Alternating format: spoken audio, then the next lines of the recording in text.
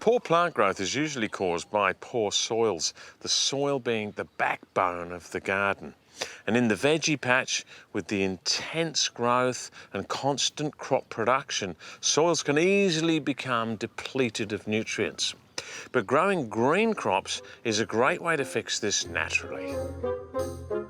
The concept of green crops is growing certain beneficial crops purely to improve the soil whilst growing, and then when turned back into the soil after a few weeks before flowering to add nutrients. It's been around for centuries. The Romans used to grow lupins to improve their soil.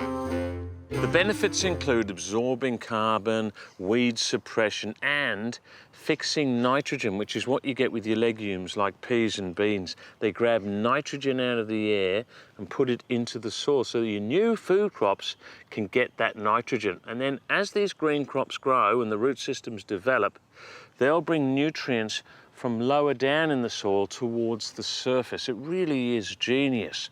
Now you've got to make sure that you cut your crops back and turn them in before they go to flower. Otherwise they'll start taking nutrients out of the soil. Turn them in, wait a week or so, turn them in again, and then you can plant your new food crops. And I tell you what, the nutrition will be sensational.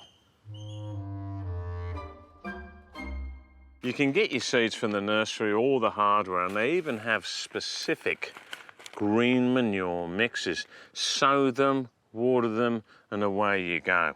Now, we used to do a bit of this green cropping business when I was growing up back in Birmingham, but I tell you what, they didn't look anything like this.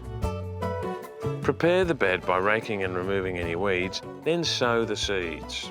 Whilst the crops are growing, all the good stuff happens, but you must cut them back and turn them into the soil before flowering, about 6 weeks or so. Once the flowering starts, the plants use soil nutrients and the benefits are lost. So there you go, folks, green cropping, a nice natural way to rejuvenate your soil.